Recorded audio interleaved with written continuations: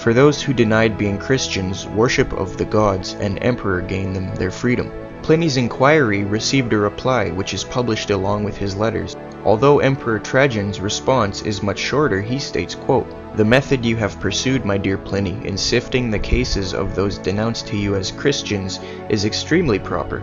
It is not possible to lay down any general rule which can be applied as fixed standard in all the cases of this nature. No search should be made for these people. When they are denounced and found guilty, they must be punished, with the restriction, however, that when the party denies himself to be a Christian, and shall give proof that he is not, that is, by adoring our gods, he shall be pardoned on the ground of repentance, even though he may have formerly incurred suspicion. Informants without the accuser's name subscribed must not be admitted in evidence against anyone, as it is introducing a very dangerous precedent, and by no means agreeable to the spirit of the age," unquote. So when Zeitgeist says it's only a few sentences and it doesn't reference Jesus, they are way off base. In fact, if I were to read every passage about Jesus from outside sources, it would take a very long time. They bring up Josephus as being a forgery. There are good indications that the majority of the text is genuine. There is no textual evidence against it, and conversely, there is very good manuscript evidence for the statement about Jesus, thus making it difficult to ignore. The vast majority of Christian and atheist scholars conclude that Josephus did write about Jesus, not only in the brief statement concerning James, but also in the longer account. In 1972, Professor Shlomo Pines of Hebrew University in Jerusalem released a study on the Arabic manuscripts containing Josephus' statement about Jesus. It includes a different and briefer rendering of the entire passage. David Flusser of Hebrew University in Jerusalem stated, "It is quite plausible that none of the arguments against Josephus writing the original words even applies to the Arabic text, especially since the latter would have had less chance of being censored by the church." In addition, Flusser notes that an earmark of authenticity comes from the fact that the Arabic version omits the accusation that the Jews were to blame for Jesus' death, which is included in the original reading. James H. Charlesworth of Princeton concludes, quote, "We can now be as certain as historical research will presently allow that Josephus did refer to Jesus, providing corroboration of the gospel account," unquote. So no, Zeitgeist isn't up to date with modern scholarship on Josephus. We actually have around 42 sources for Jesus within 150 years of his life. Pliny the Younger, Tacitus, Suetonius, Josephus, Thallus, Lucian, Marabar Serapion, Valentinius, Phlegon, the Gnostic Gospels, Celsus, Tertullian, Matthew, Mark, Luke, John, Paul's writings, Hebrews, Jude, and 1st and 2nd Peter. As Dr. Gary Habermas and Mike Licona write, quote, "Tiberius Caesar was the Roman emperor at the time of Jesus' ministry and execution.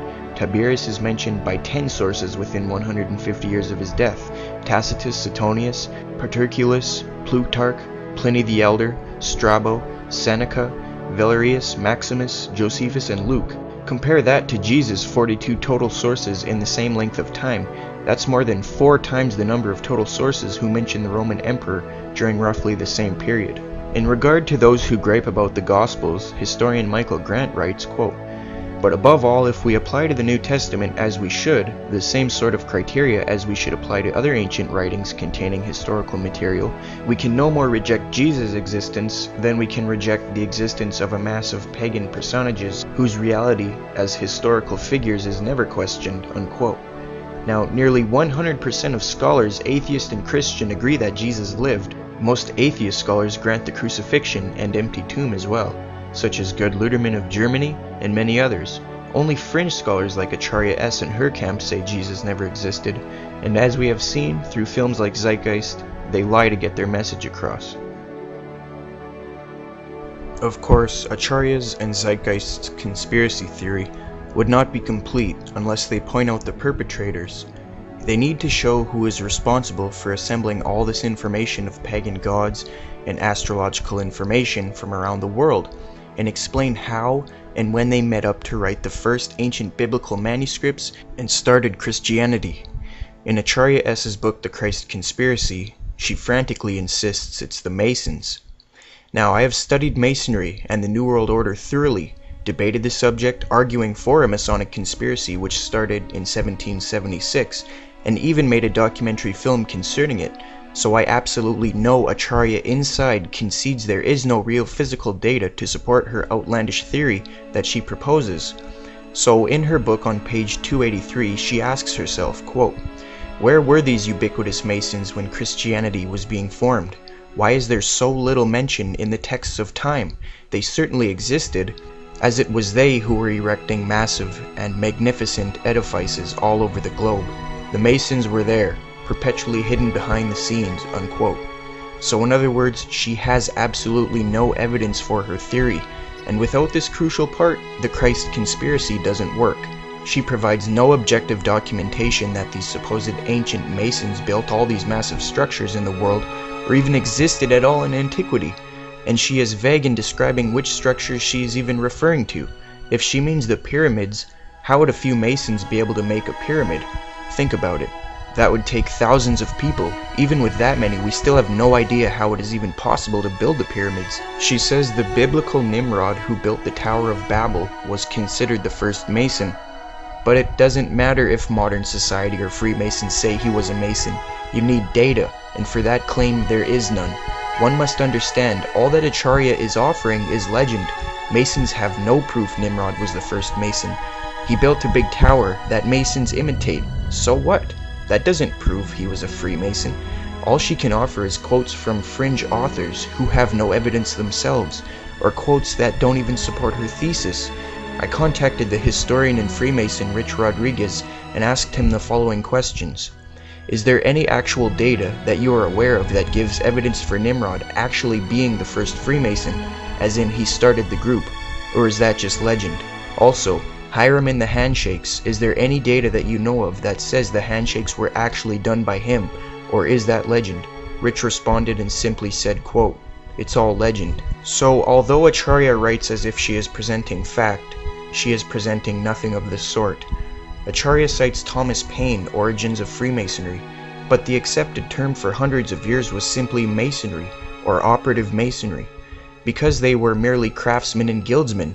It wasn't until 1717 in London that they were even known as Freemasons. Some would say the late 16th century at the earliest. It was at this point Freemasonry allowed anyone to join, and not just craftsmen or guildsmen, as it had been previously. And it wasn't until 1776 that Freemasonry was involved with any big conspiracy.